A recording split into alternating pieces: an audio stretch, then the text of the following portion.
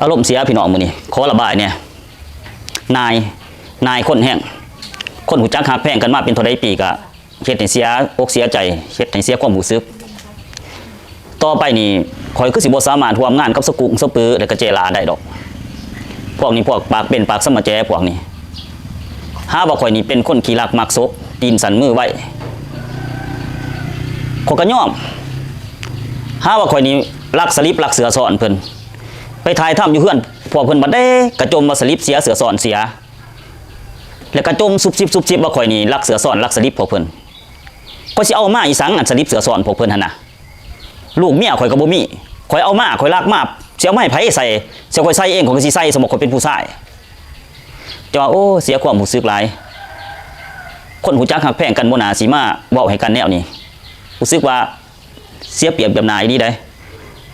รักยังก็บ่ว่าดอกเมื่อว่ารักสลิปรักเสือสอนนี่ข่อยนายแห้งอีดีโอ้ยบอกมากเลยน้ำตาพอจากไหลข่อยก็ได้โอ้ตัวนี้หอมเบสสลิปพะเด้นี่เสือสอนจนเบื้องลมเบื้องโอ้เบื้องสลิปตัวนี้โอ้ตัวนี้ยังมีกลิ่นอยู่ได้นี่สงสัยสลิปบทันสักตัวนี้เป็นขาดกิดคือสิผ่านการใส่งานมาหลายตัวนี้คือสิเป็นของเจลาคือสิเป็นผัวเราทกเราถือหลายตัวนี้โอ้ยบ่ไหวเลยพี่น้องเลย